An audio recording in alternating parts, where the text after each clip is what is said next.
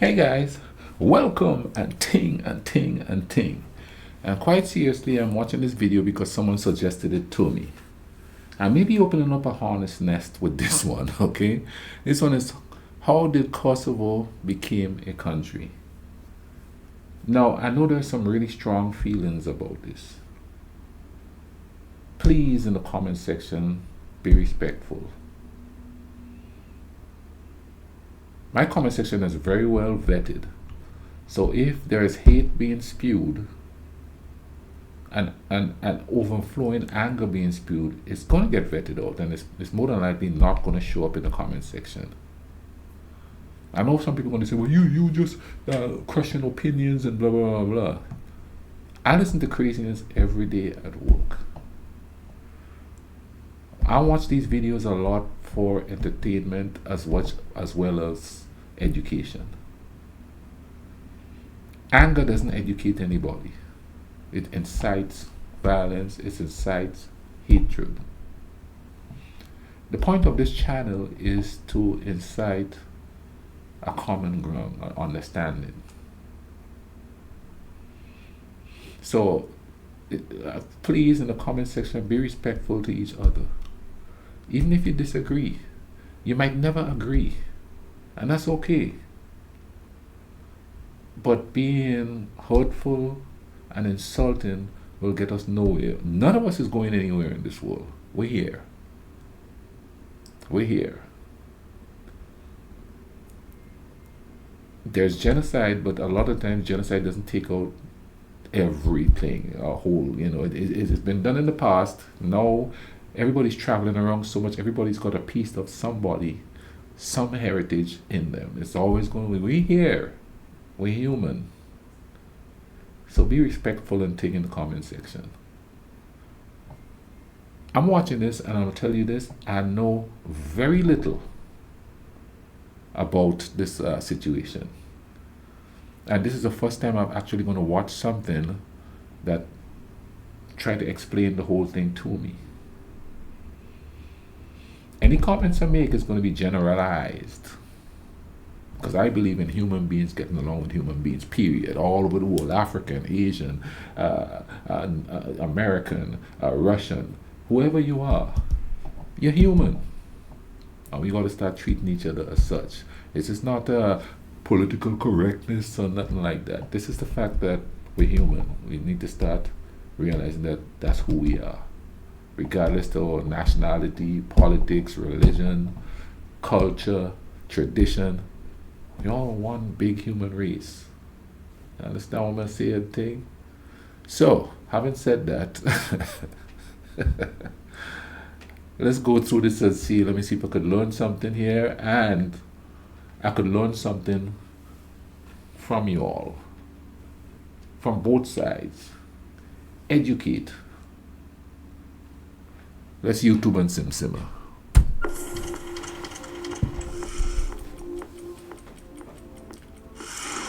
In 2008, Kosovo became Europe's newest country.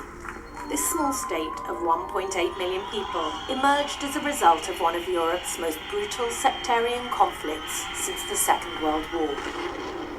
It was a conflict that pitted an authoritarian nationalist leader, Slobodan Milosevic. When bombing stops, then it will be very easy to continue political process. Against Western military power. We must not allow ethnic cleansing or genocide, particularly at the edge of Europe. Today, Kosovo is peaceful but poor. Kosovo did not transition from war to peace. It was transition now from communist country to a capitalist one, from a ravaged countryside to the one being rebuilt. Kosovo was part of Serbia from 1912. Then, in 1918, Serbia became part of what would become Yugoslavia. Serbs considered and say that Kosovo is their Jerusalem. It was the sort of heart of Serbia. To this day, Kosovo is still divided along ethnic lines. Over 90% of its population are ethnic Albanians, who are mostly Muslim. Serbs, who are Orthodox Christians, account for about 5%. This is the southern city of Pristina. capital of Kosovo province. Throughout the 1980s, Kosovo enjoyed autonomy within Serbia, but the majority ethnic Albanian population wanted more political freedom. Kosovo Albanian nationalism was growing. There were demands that Kosovo become a republic. Kosovo Serbs began to complain, saying that they were threatened. But there was one man standing in the way of Kosovo Albanians, Slobodan Milosevic, I've heard the of leader him. of the Serbian Communist Party. Milosevic wanted to keep Kosovo as part of Serbia. He rallied the minority Serb population and further divided Kosovo. Slobodan Milosevic used the Kosovo Serb issue to take power and to play the nationalist card, which was... Okay, here's the first opportunity to educate me. I'm not saying whether he should or he shouldn't. The point I want to find out is, why did he want to keep it part of Serbia? Go easy on me. I'm learning some stuff here. Why? Is there natural resources there that could be used? Is it a strategic place? Because I don't know what the political makeup of it going there, because we know outsiders had a prominent role to play in what was going on there. You know, understand what I say? I'm saying. What was the reason? Was it just for territory? Was it because there was resources there? The nitty-gritty we getting down to. That's what I want to know. You know what? Just comment in the comment section. Tell me what it is. You know, understand? Or is it just for ancestry reasons or whatever it is? Let's go back to this. To propel him to full power within Serbia. In 1989, Milosevic became president of Serbia and within weeks placed Kosovo back under the direct control of his Serbian government. Petric Salimi was growing up in Kosovo at the time. He and his family belonged to the ethnic Albanian majority. When Milosevic came to power, we lost our status. Our political rights were lost, our economic freedoms were lost, and our education rights were lost. As communism collapsed across Central and Eastern Europe, Yugoslavia began to disintegrate.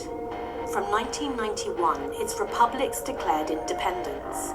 Wars broke out in Slovenia, Croatia and Bosnia as ethnic Serbs living in these new countries opposed independence. Milosevic wanted to carve a greater Serbia out of the ruins, so he sent his troops to support Serbs in these conflicts. During this turbulent time, Kosovo's political leadership declared independence too, but this was ignored by Serbia and the international community. In the late 1990s, a guerrilla group, the Kosovo Liberation Army, or KLA, began to attack Serbian police units. Its aim was to win independence through force. It was a mixture of excitement, but fear that something big is about to unfold.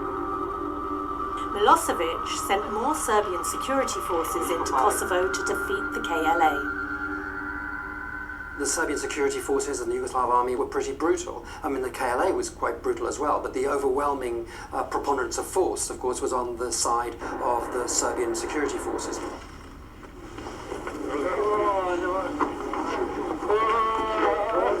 On January the 15th, 1999, Serb forces attacked the village of Račak, killing 45 Kosovo Albanian civilians. Račak massacre was a turning point because as soon as the massacre unfolded, people were there, Western journalists, observers, seeing the dead bodies and calling it what it was, a crime against humanity. As Serbian forces retook territory from the KLA, thousands of Kosovo Albanians fled their homes. The images shocked the West. At a peace conference in France, Western powers gave Serbia and Kosovo Albanians an ultimatum: accept a peace deal or face military action. We're not interested in a partial agreement. We're interested in a settlement that works. The Serbs rejected the deal. We are not talking to Albanians.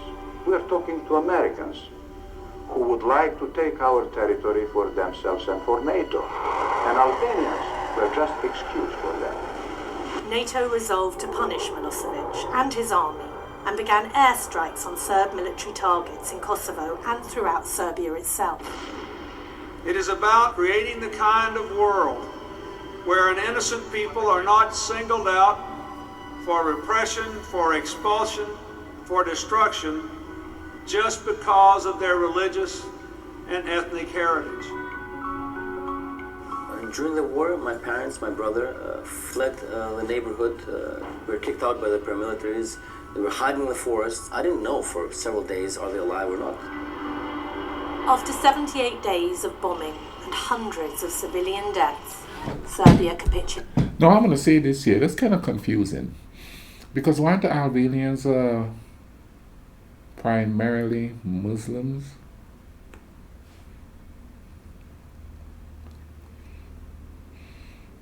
And according to what Clinton just said there, they shouldn't be persecuted for their religious beliefs.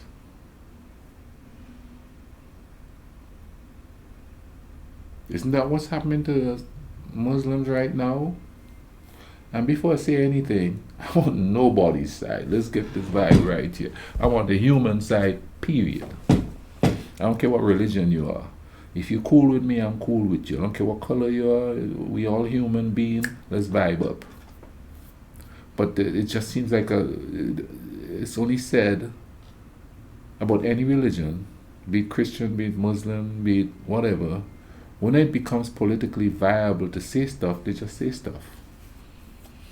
One time they're trying to save a group of people from a certain religion, and the next time they're trying to destroy them.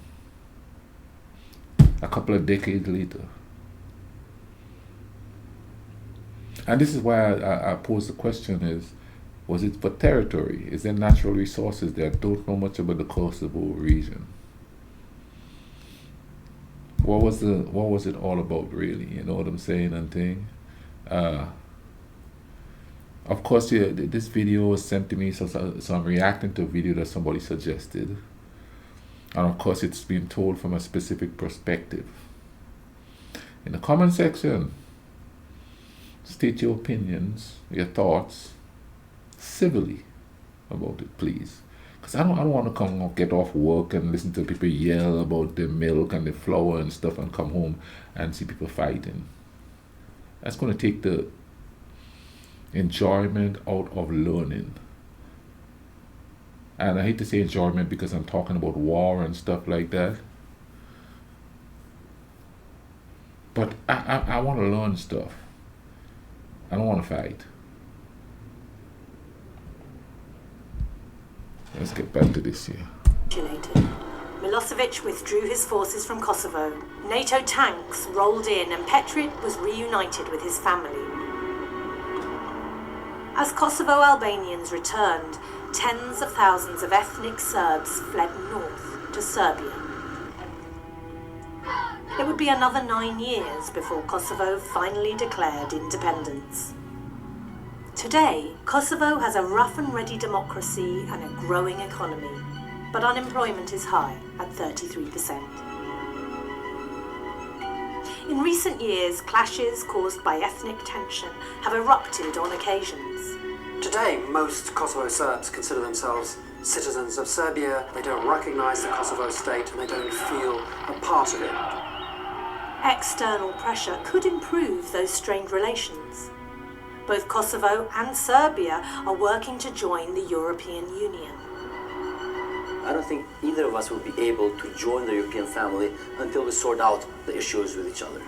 Dialogue is the only way to move forward. Let's go. If Kosovo and Serbia are to become EU member states, their governments and peoples will have to work together and bury their bloody past.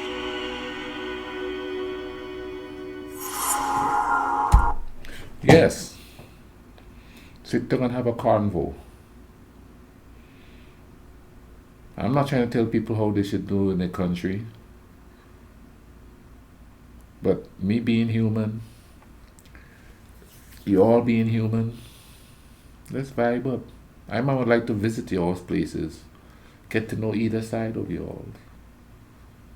Have dinner with Serbians. Have dinners with people from Kosovo. Go to your nightclubs. Eat your favorite foods. I could cook you all some favorite of my favorite food from my area. Hell, some of y'all could come visit me on the island. You know, a whole different culture, a whole different vibe. We could learn about each other. Have some modicum of peace. It's a new generation, right? Alright, let me not talk too much. Comment down below, tell me what you think. I'll leave a link to this video in the description. You can go check it out. If you learned something from this video, please drop a like on it and share the video. Subscribe if you so wish. In the meantime, y'all take care of each other, alright? Cool runnings.